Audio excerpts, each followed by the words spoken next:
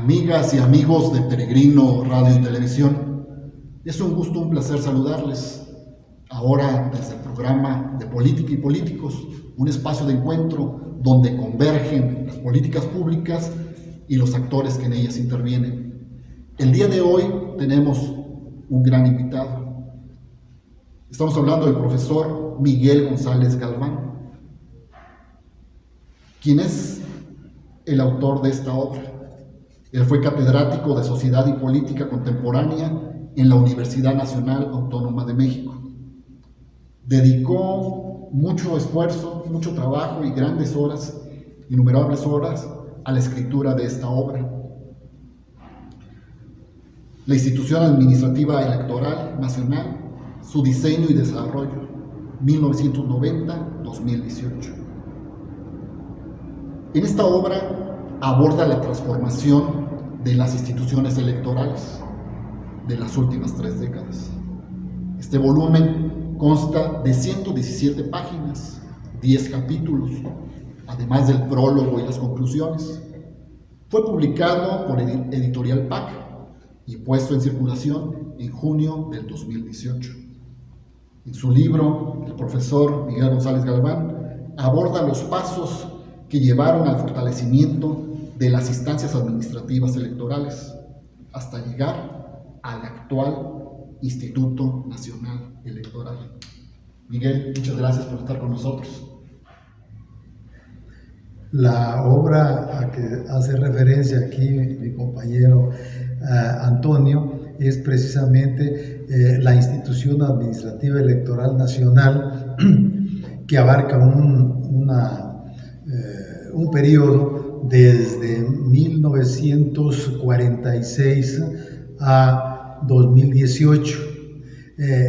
La vivencia de 2 instituciones electorales, que es la Comisión Federal Electoral, el Instituto Federal Electoral y el Instituto Nacional Electoral. Es la misma institución, solo que diferentes etapas, 3 etapas. La primera con una duración de casi 50 años, la segunda de aproximadamente 20 años y esta última tiene 6 años.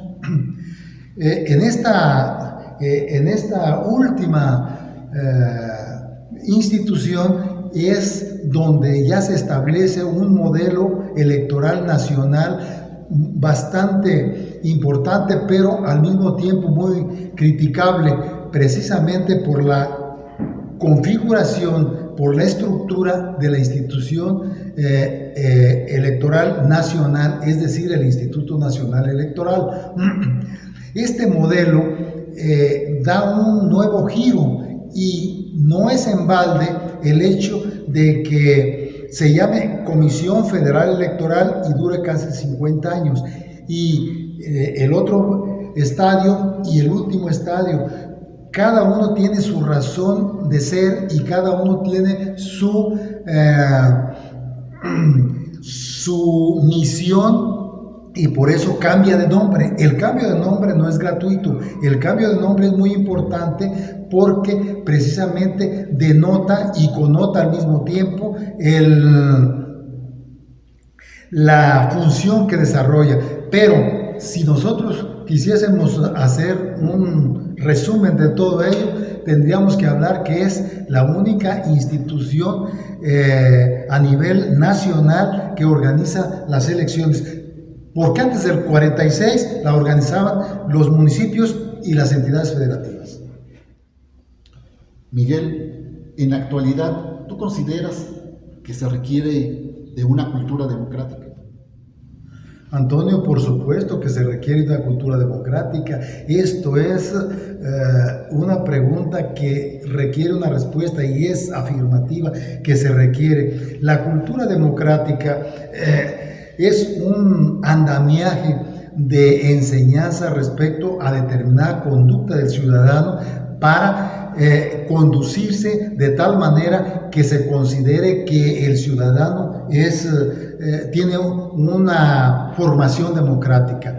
Esto es muy importante porque desde los estudios de manera particular europeos en el sentido de la cultura democrática. Por ejemplo, Gabriel Almond y Verba son unos autores que hablan de esta cultura democrática, y ellos hablan de una cultura democrática, por ejemplo, la cultura democrática parroquial, la cultura democrática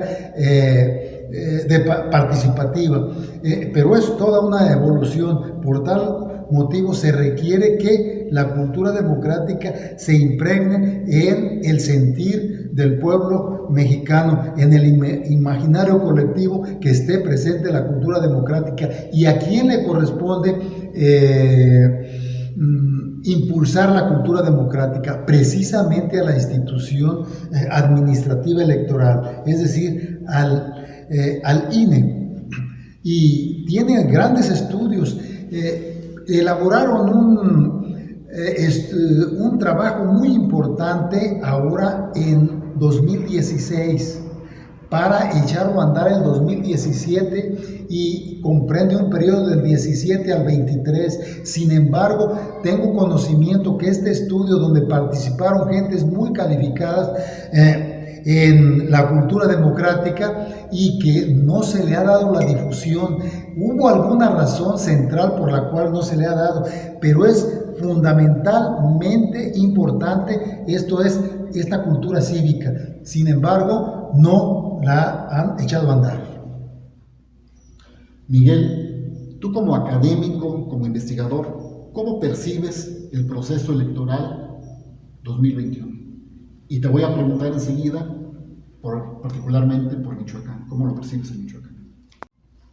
Antonio, pues la pregunta me parece muy importante, y entiendo que la primera pregunta me la haces en el sentido de cómo percibo el proceso electoral 2020-2021, porque es un proceso electoral que inició el año pasado, en septiembre. Inicia con una sesión del Consejo General y que fue en el mes de septiembre.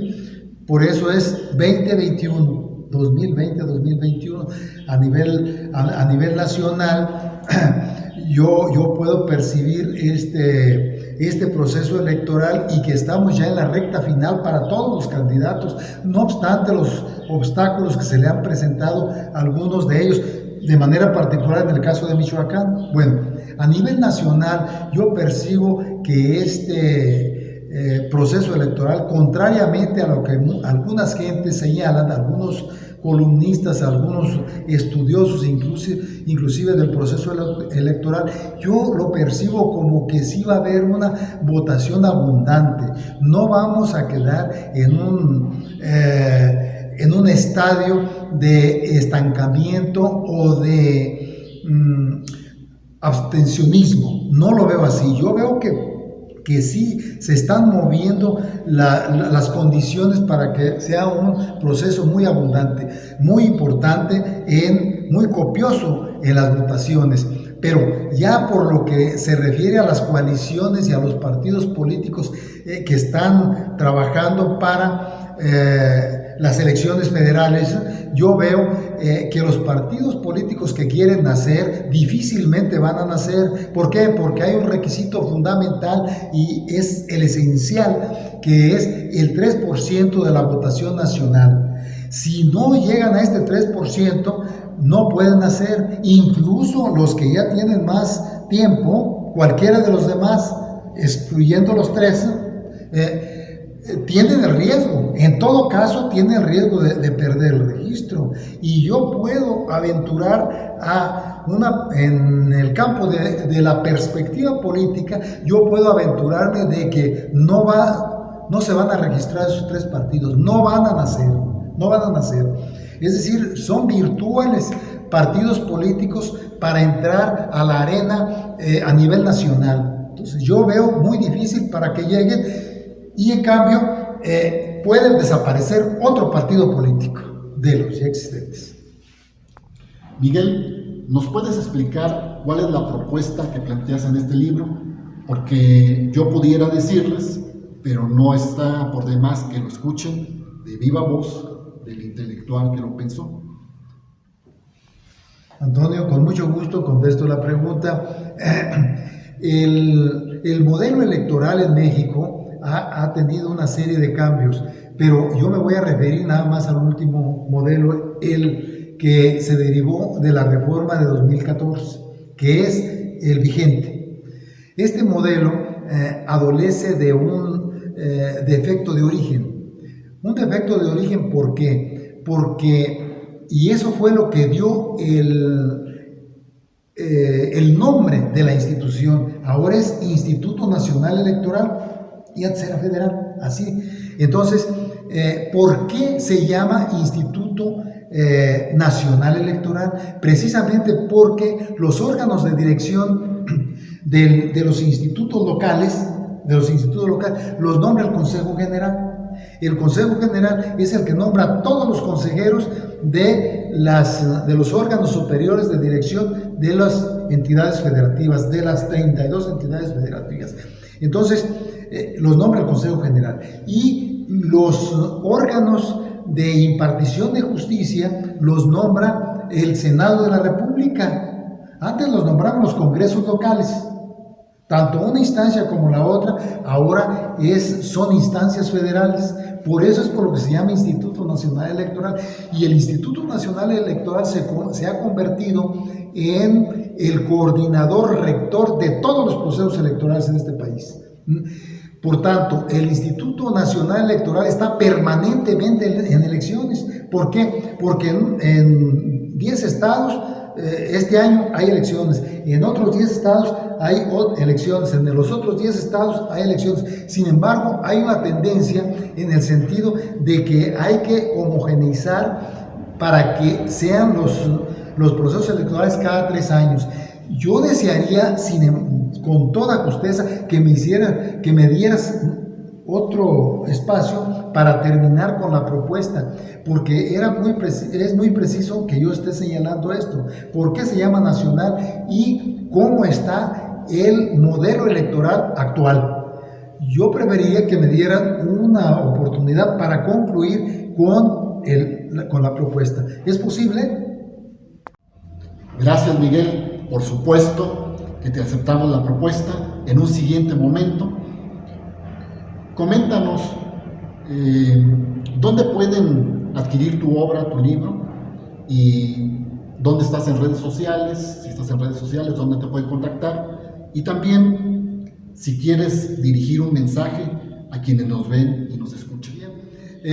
Yo lo que quiero señalar finalmente que el libro ya se presentó, pues ya tiene más de 2 años. Se presentó aquí en el Cabildo de Morelia, después fuimos a Zamora, posteriormente hicimos la presentación. Está muy presentado el libro, lo que sucede es que casi no lo compran, pero no hay problema, hasta lo podemos regalar, no hay problema por eso. El hecho es de que sí es de actualidad y se encuentra aquí en Michoacán, se encuentra la librería de Hidalgo, en la Madero, y en alguna otra librería más en México, en el país en la librería del fondo, en la librería Porrúa en Altozano. Lo acabo de ver, el libro ahí. Entonces, aquí en Michoacán y en México, en diferentes librerías, en el Fondo de Cultura Económica, en Porrúa, en otras librerías más en México. Está en el público. Les digo, si no se vende es otro problema, pero no hay problema. Pero quiero referirme también al caso de que si me quieren localizar, yo les doy mi correo electrónico, es galvan gm9@yahoo.com, y ahí me pueden localizar. Pero yo lo que me interesa mucho es dar un mensaje a la ciudadanía michoacana y a la ciudadanía del país en el sentido de que se presenten a las urnas. ¿Por qué es importante presentarnos a las urnas?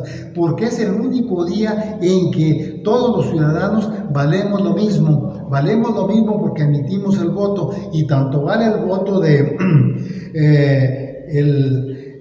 Carlos Slim como vale el voto mío y como vale el voto de cualquier persona, de tal manera que es la gran oportunidad de que nosotros nos expresemos y poder elegir entre los candidatos que están en la arena electoral. De tal manera que ese es mi mensaje y estamos pues a la disposición para el día que gusten. Continuamos con nuestra charla, que me parece de la mayor importancia, y felicito este medio para porque están introduciéndose cada día más en las redes sociales. Yo soy testigo de este avance en las redes sociales del programa de ustedes. Miguel, te agradezco mucho el espacio que hiciste para estar el día de hoy con nosotros. Para mí, en lo personal, fue muy ilustrativo y de mucho conocimiento todo lo que nos comentas. Y usted, amigo que nos ve y nos escucha, esto fue de Política y Políticos con Antonio Espinosa.